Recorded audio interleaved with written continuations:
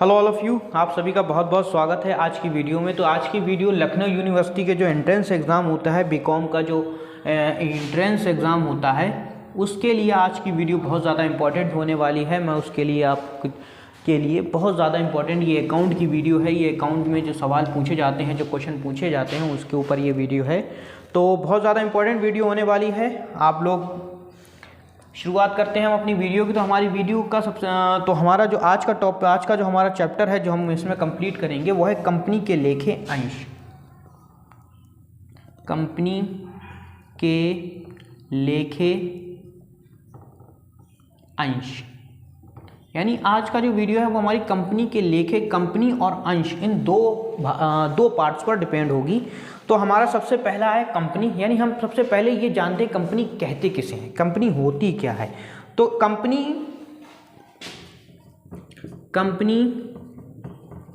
व्यक्तियों की एक ऐच्छिक संस्था है। कंपनी क्या है? व्यक्तियों की एक ऐच्छिक संस्था है। क्या है? एक ऐच्छिक संस्था है जिसकी पूंजी अंशों में विभाजित होती है। जिसकी पूंजी किसमें विभाजित होती है? अंशों में विभाजित होती है, जो लाभ कमाने के उद्देश्य से चलाई जाती है। देखिए, कंपनी अधिनियम की बात करें तो कंपनी अधिनियम दो होते हैं। एक कंपनी अधिनियम 1956 है हमारा, और एक कंपनी अधिनियम 2013 है। लेकिन अभी करंट में जो अधिनियम चल रहा है वो है कंपनी अधिनियम 2013। तो हमारा जो आज का जो हमने अभी करा है, या इसमें एक और लाइन लिख देता हूँ, इसके सदस्यों का दायित्व सीमित होता है। क्या होता है? इसके सदस्यों का दायित्व सीमित होता है। तो कंपनी की परिभाषा में सबसे पहले हमने क्या सीखा? कंपनी एक ऐच्छिक संस्था है। कंपनी क्या है? एक ऐच्छिक संस्था है, मतलब अपनी इच्छा से बनाई गई, किसी ने जोर जबरदस्ती करके आपसे नहीं बनवा सकता। ऐच्छिक संस्था है जिसकी पूंजी अंशों में विभक्त होती है, यानी शेयर में। अंश को इंग्लिश में कहते हैं शेयर। शेयर में विभक्त होती है। विभक्त मतलब बटी हुई होती है। हर अंश का अपना एक मूल्य होता है, जो कंपनी का मूल्य, कंपनी की पूंजी का मूल्य होता है, जो लाभ कमाने के उद्देश्य से, प्रॉफिट के उद्देश्य से बनाई जाती है। या ध्यान रखिए, जो कंपनी होती है हमेशा किसके लिए बनाई जाती है? प्रॉफिट कमाने के उद्देश्य से चलाई जाती है या बनाई जाती है। इसके सदस्यों का दायित्व क्या होता है? सीमित होता है। इसके सदस्यों का दायित्व कैसा होता है? सीमित होता है। तो ये कंपनी की परिभाषा है जिसको मैंने आपके सामने रखा। देखो, यहाँ से क्वेश्चन बन सकता है कि कंपनी क्या है। कंपनी एक ऐच्छिक संस्था है। या कह दिया जाए कंपनी किसके लिए बनाई जाती है, तो कंपनी लाभ कमाने के उद्देश्य से बनाई जाती है। कंपनी के बनाने का उद्देश्य क्या? क्वेश्चन यहाँ से आ सकता है, कंपनी किस उद्देश्य से बनाई जाती है, तो कंपनी लाभ कमाने के उद्देश्य से बनाई जाती है। तो ये क्या है? इसका ये एक पॉइंट है कि लाभ कमाने के उद्देश्य से बनाई जाती है। तो इस तरह से क्वेश्चन एग्जाम में आ सकते हैं। तो उम्मीद है आपको ये समझ में आ गया होगा कंपनी क्या है। तो मैं इसको इरेज कर देता हूँ, और इसमें एक और डेफिनेशन है, कंपनी के बारे में ही डेफिनेशन है। वो है कंपनी अधिनियम 2013 की धारा 220 के अनुसार। कंपनी अधिनियम, ध्यान रखिएगा, ज़्यादातर जो पूछे जाते हैं एग्जाम में वो आपकी धाराएं पूछी जाती। कंपनी अधिनियम 2013 की धारा 220 के अनुसार आपका ऑब्जेक्टिव पेपर होता है, धाराएं ज़्यादा पूछ लेता है वो। तो कंपनी अधिनियम की जो परिभाषा दी गई है वो कंपनी अधिनियम 2013 की धारा 220 के अनुसार दी गई है। जो कंपनी अधिनियम की परिभाषा, कंपनी की जो परिभाषा दी गई है इस अधिनियम में, कंपनी अधिनियम को उसकी धारा है 220। यानी अगर वो पूछ ले कंपनी अधिनियम 2013 में कंपनी की परिभाषा किस धारा के अंतर्गत दी गई है, तो कंपनी अधिनियम में 220 के अनुसार कंपनी की परिभाषा दी गई है। अब परिभाषा क्या है? परिभाषा भी सुन लीजिए, क्या है कि अनुसार कंपनी उसे कहते हैं, लिखा है कंपनी उसे कहते हैं, कंपनी क्या उसे कहते हैं, कंपनी उसे कहते हैं जिसका समामेलन इस अधिनियम, जिसका समामेलन इस अधिनियम, यानी इस अधिनियम, कौन सा अधिनियम, 2013 वाला अधिनियम की बात हो रही है, 2013 के अधिनियम के अधीन हुआ हो, के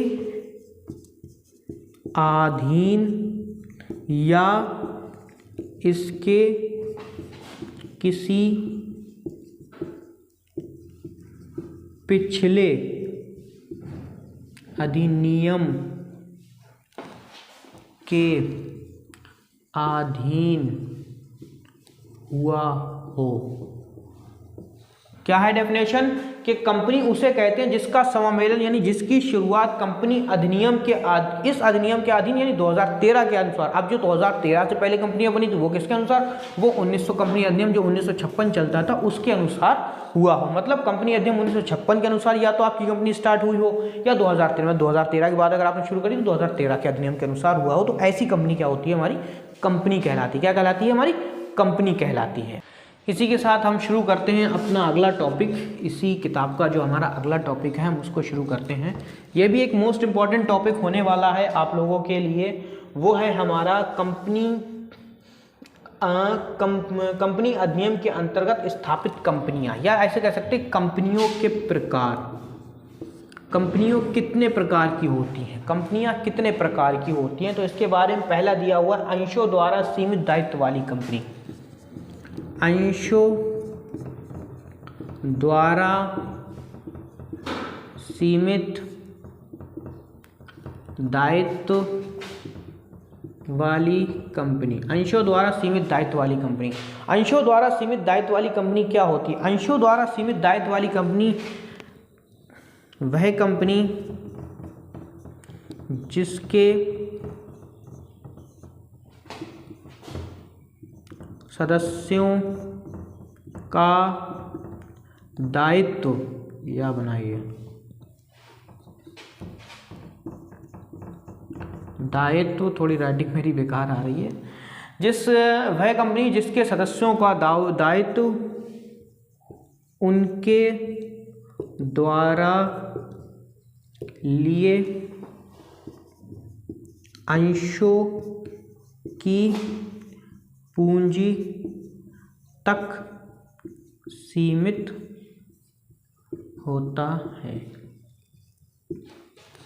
तो अंशों द्वारा सीमित दायित्व वाली कंपनी क्या है, अंशों द्वारा सीमित दायित्व वाली कंपनी एक ऐसी कंपनी होती है जिसमें उसके सदस्यों का दायित्व उनके द्वारा लिए गए अंशों की पूंजी तक ही सीमित होता है। जैसे मान लीजिए आपने कंपनी के 1 लाख अंश लिए या 1 लाख रुपए के अंश लिए, तो आप कंपनी के 1 लाख रुपए के तक ही आपका दायित्व सीमित है, इससे आगे आपका कोई दायित्व नहीं है। मतलब आपकी एक बाउंड्री है कि आपने 1 लाख का अंश लिया तो आप 1 लाख तक के ही मालिक है कंपनी के, उसके आगे के मालिक नहीं है। आपने 50,000 के अंश लिए तो आप 50,000 के मालिक हैं, आपने 10 रुपए का अंश लिया तो आप 10 रुपए के मालिक हैं कंपनी के। दैट मीन जिस तुम्हारा दायित्व तुम्हारे द्वारा लिए गए अंशों की पूंजी, जितनी पूंजी लगाई तुमने कंपनी में उतना ही तक सीमित है। 50% अंश लिए हैं आप कंपनी के तो 50% के मालिक हो, 60% अंश ले लिए तो 60% के मालिक हो। दैट मीन जितना आप शेयर खरीदते हैं उतने के ही वो आप मालिक बनते हैं। ये होता है अंशों द्वारा सीमित दायित्व वाली कंपनी।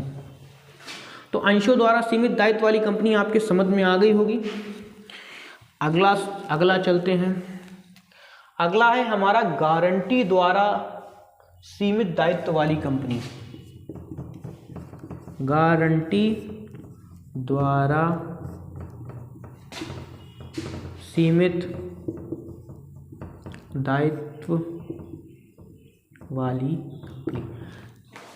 गारंटी द्वारा सीमित दायित्व वाली कंपनी क्या होता है, गारंटी द्वारा इन कंपनियों में प्रत्येक सदस्य का दायित्व इन कंपनियों में प्रत्येक सदस्य का दायित्व, इन कंपनियों में प्रत्येक सदस्य का दायित्व पार्षद सीमा नियम में, पार्षद सीमा नियम में, पार्षद सीमा नियम में उस रकम तक सीमित होता है, उस रकम तक सीमित होता है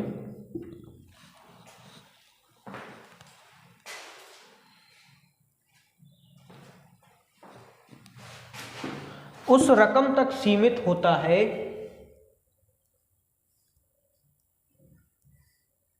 उस रकम तक सीमित होता है जिसे कंपनी के सदस्य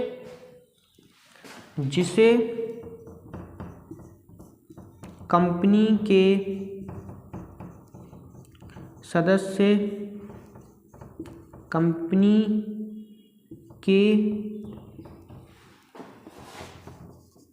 विघटन यानी समाप्ति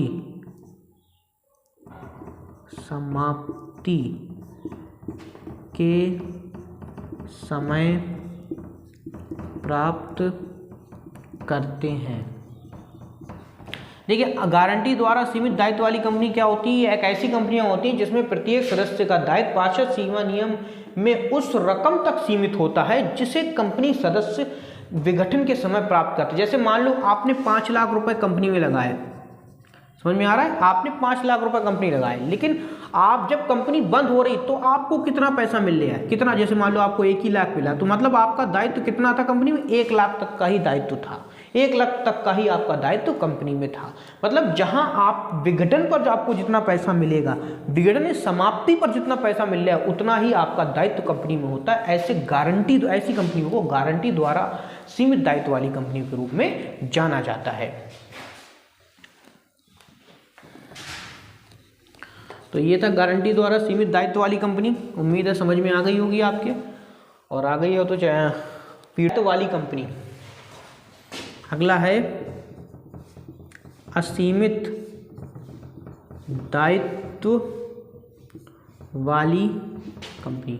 देखिए, जो आपके ऑब्जेक्टिव पेपर आएगा वो इन्हीं में से क्वेश्चन आते हैं, तो आप ये ध्यान से देखिएगा। यहीं से आपको क्वेश्चन मिलेंगे, यहीं से आपको क्वेश्चन देखने को मिलेंगे कि सीमित दायित्व वाली कंपनी पूछे, सीमित दायित्व वाली कंपनियों के सदस्यों का दायित्व कहाँ तक सीमित होता है? तो उनके अंशों तक सीमित होता है। क्वेश्चन ऑप्शन कहीं ना कहीं दिया होगा, उनके अंशों तक, उनके ऋण पत्रों तक, उनके जो भी ऑप्शन दिए उसमें से आपको कौन सा लगाना? अंशों जो यहाँ पर लिखा हो वहाँ पर आप टिक लगा दें। दैट मीन आपको यहीं से ही क्वेश्चन मिलना शुरू होते हैं, यहीं से ही आपको क्वेश्चन दिखाए जाते हैं। तो इस प्रकार की कंपनियां बहुत कम पाई जाती हैं। असीमित दायित्व में क्या लिखा है? इस प्रकार की कंपनियां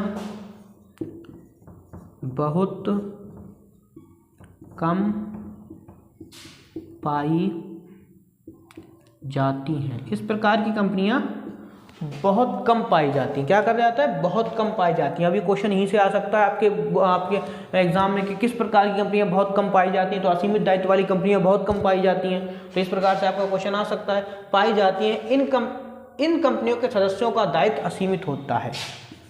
इन कंपनियों के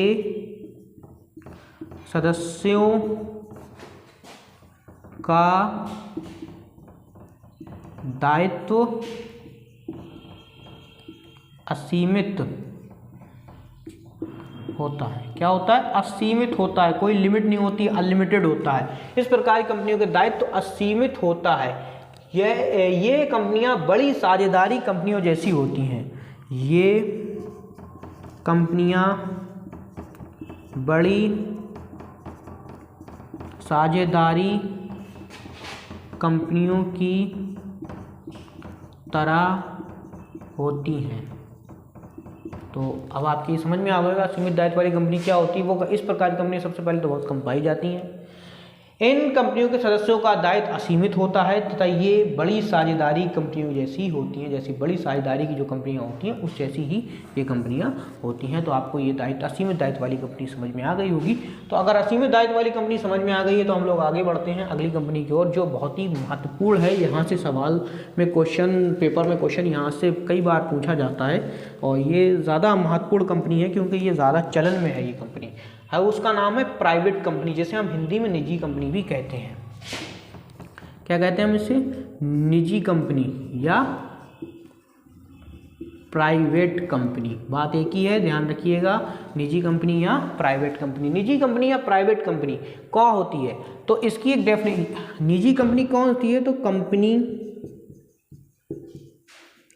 अधिनियम 2013 की धारा, कंपनी अधिनियम की 2013 की धारा 268। सबसे पहले तो आप धारा याद कर लीजिए। कंपनी अधिनियम, निजी कंपनी की डेफिनेशन किस धारा के अंतर्गत की गई है, तो निजी कंपनी की जो डेफिनेशन है वो दी गई है 268 के अनुसार। कंपनी अधिनियम 2013 की धारा 268 के अनुसार डेफिनेशन दी गई है। डेफिनेशन क्या है, ऐसी कंपनी जिसकी पूंजी 1 लाख रुपए हो, जिसकी पूंजी, ऐसी कंपनी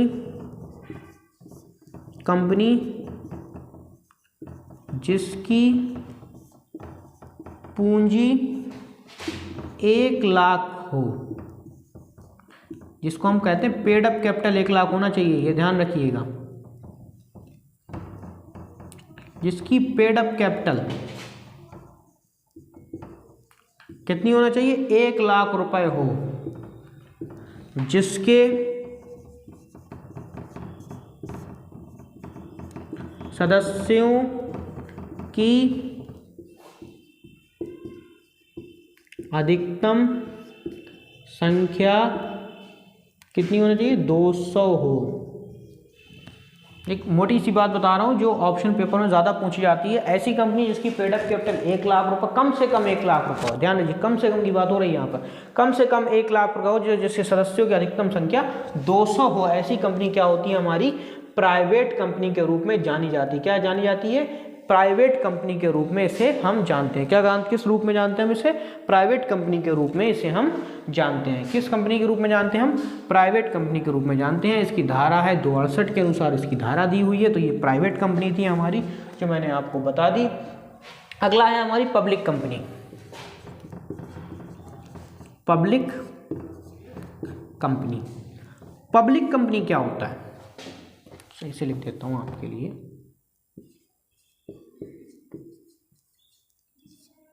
पब्लिक कंपनी, तो कंपनी अधिनियम 2013 की धारा कौन सी थी, 271, हाँ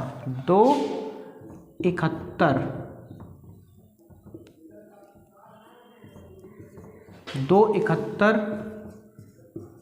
के अनुसार क्या है, कंपनी अधिनियम की धारा 271 के अनुसार, ये धारा किस धारा में दी गई, 271 के अनुसार जो धारा दी गई है, 71 के अनुसार जो धारा दी गई, जिसमें जो क्या कहता है, जिसकी पूंजी कम से कम,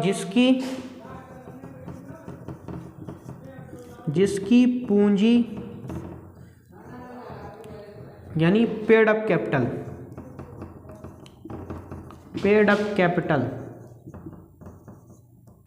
कितनी होना चाहिए, 5 लाख हो, कम से कम कितनी होना चाहिए, 5 लाख हो, ऐसी कंपनी हमारी क्या कहलाती है, पब्लिक कंपनी के रूप में जानी जाती है। क्या कहलाती है, आ जाती है। और इसकी अधिकतम कितनी निर्धारित नहीं करी गई है, इसके सदस्यों की अधिकतम संख्या निर्धारित नहीं की गई है, लेकिन कम से कम 7 सदस्य होना चाहिए, कम से कम 7 सदस्य, अधिक से अधिक कोई निर्धारित सीमा नहीं है, कितने भी सदस्य हो सकते हैं। तो ऐसी कंपनी को हम लोग क्या कहते हैं, पब्लिक कंपनी के रूप में जानते हैं। आपके समझ में आ गई होगी, तो पब्लिक कंपनी की हम आगे शुरू करते हैं। तो हमारा जो अगला टॉपिक अब शुरू होने वाला है, जो दूसरा टॉपिक है, वो टॉपिक है हमारा अंश पूंजी के प्रकार। अंश पूंजी के प्रकार। अंश पूंजी कितने प्रकार की होती है, कैपिटल, शेयर कैपिटल कितने तरह की होती है। तो इसकी सबसे पहली जो होती है वो होती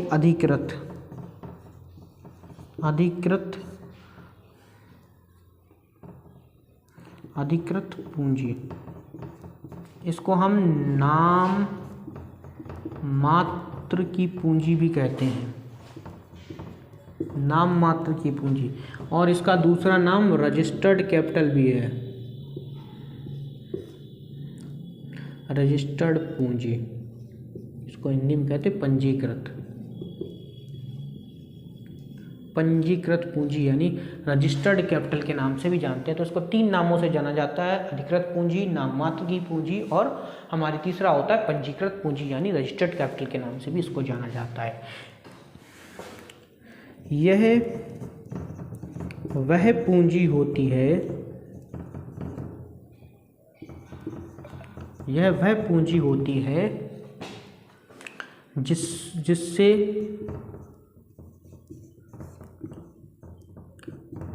अधिक से व्यापार नहीं होता।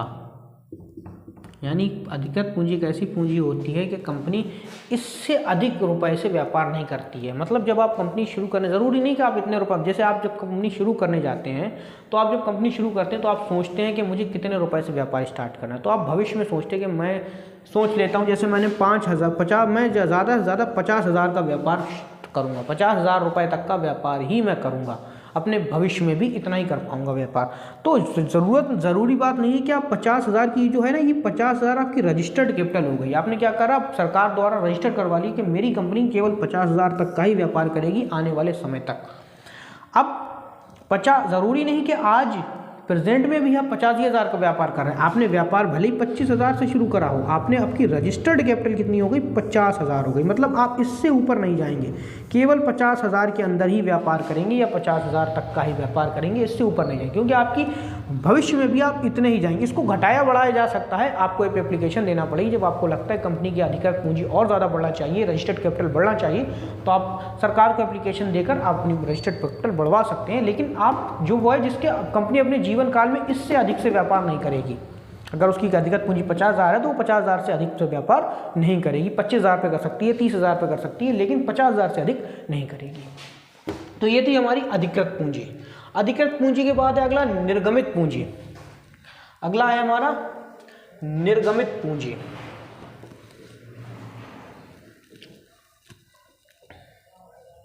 यहां पर मैं एक चार्ट बना के आपको समझाता हूं।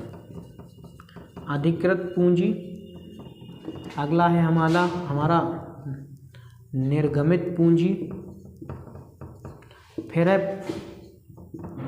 प्रार्थित पूंजी, और निर्गमित पूंजी, अधिकृत पूंजी, प्रार्थित पूंजी, याचित पूंजी और लास्ट में होती चुकता पूंजी।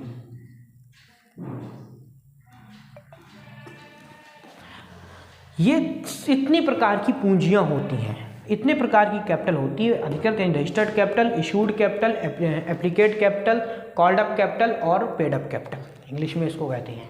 तो अधिकृत पूंजी क्या होती है, वह पूंजी जिसके ऊपर से व्यापार नहीं करती है। निर्गमित पूंजी वह होती है जिससे कंपनी व्यापार शुरू कर, जैसे मान लीजिए आपने सोचा कि मैं 50,000 से व्यापार शुरू करता हूँ, ठीक है, तो ये आपकी अधिकृत पूंजी हो गई। लेकिन आपने शुरुआत मतलब ज़्यादा से ज़्यादा आप कितना व्यापार करेंगे, तो आपने सोच लिया कि मेरी अधिकृत पूंजी 50,000 होगी, मैं 50,000 तक ही व्यापार करूंगा। लेकिन आपने निर्गमित किए, मतलब अंश बेचे सिर्फ 25,000 रुपये, मतलब अभी आपने 25,000 से व्यापार शुरू करा, तो ये हो गई आपकी निर्गमित।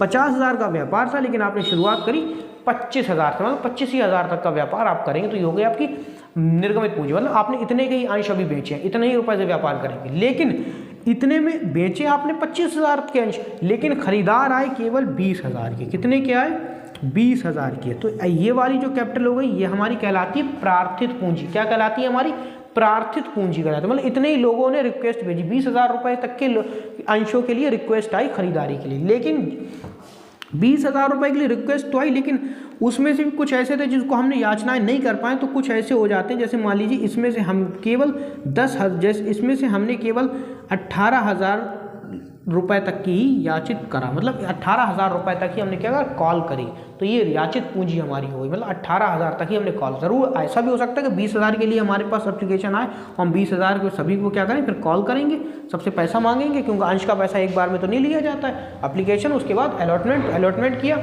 अलॉटमेंट के बाद जो हमने दूसरा करा वो हमारा था चुकता पूंजी। हमने 20,000 तक पे अलॉटमेंट किया, लेकिन हमें मिला कितना, बाकियों ने नहीं दे पाए, केवल 18,000 रुपये हमें मिले याचना करने पर, तो ये हमारी हो गई चुकता पूंजी, पेड अप कैपिटल। तो इस तरह से हमारी ये पूरी होता है। ज़रूरी नहीं है कि हम 50,000 से व्यापार करें, हमने अधिकृत पूंजी हमारी 50,000 है, हम 25,000 से 20,000 से 10,000 से भी व्यापार स्टार्ट कर सकते हैं। तो इस तरह से हमारे ये था पूंजी का प्रकार। तो उम्मीद है समझ में आया होगा।